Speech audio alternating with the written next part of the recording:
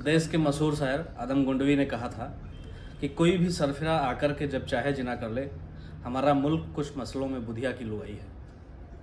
आखिर वे कौन से मसले हैं जिनको लेकर आदम गोंडवी मुल्क की पूरी जमात को ताने मार रहे थे? मुझे लगता है उन्होंने देश के दीर्घकालिक इतिहास का अवलोकन किया होगा, फिर वे इस निष्कर्ष पर पहुंचे होंगे। पिछले 2-2.5 हजार साल के इतिहास में मुल्क के जिम्मेदारों द्वारा जब जब राष्ट्रीय हितों का अनदेखा कर निजी हितों को तरजीह दी गई, तब तब भारत माता का नुकसान ही हुआ है।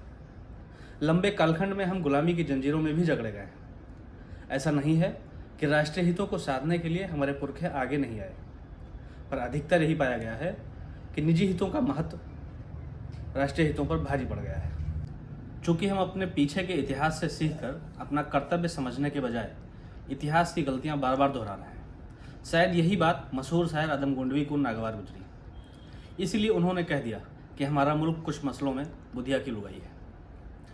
आप जानते ही हैं कि जब सोमनाथ का मंदिर लूटा जा रहा था, उस समय मंदिर में लुटेरों से कहीं अधिक महादेव के भक्त मौजूद थे, पर हमने मंदिर की सुरक्षा को महादेव पर छोड़कर मंदिर लूटने दिया।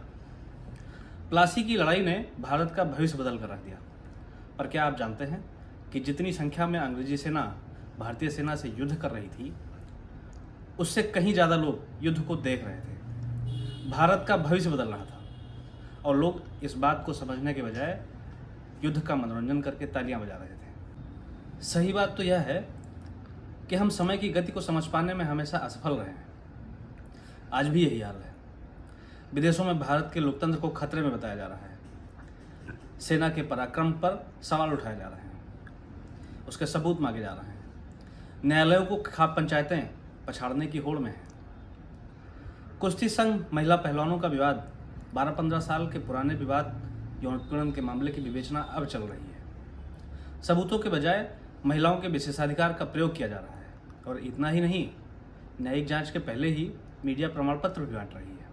बड़े बड़े एसी कमरों को अपनी उपजाऊ जमीन समझकर खेती करने का ढोंग करने वाले पगड़ी साफा वाले किसान दूध फल खाद्यान्नों की सप्लाई रोकने की धमकी दे रहे हैं। अब यह अलग बात है कि ये तथाकथित किसान खुद पिज्जा बर्गर खाते हैं। देश में यूट्यूबरों की नई नस्ल अपने फॉलोअर बढ़ाने के लिए सनसनीखेज खुलासे कर रही है।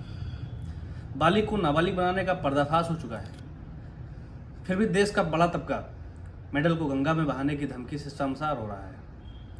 कुश्ती के नवागत पहलवानों का भविष्य अधर में है। विपक्षी पार्टियों ने इतना तगड़ा शोर मचाया है कि यह जानना थोड़ा कठिन ही है कि कहीं न्याय की आड़ में किसी के राजनीतिक तब के साथ अन्याय तो नहीं हो रहा है, क्योंकि न्याय पक्ष की किसी को चिंता है ही नहीं। जबकि दिल्ली पुलिस की 500 पन्नों की रिपोर्ट और 200 गवाहियां पहलवानों की बातें सिद्ध ही नहीं कर पा रही हैं। पता नहीं ये लोग देश को कानून से चलाना चाहते हैं या भावनाओं से।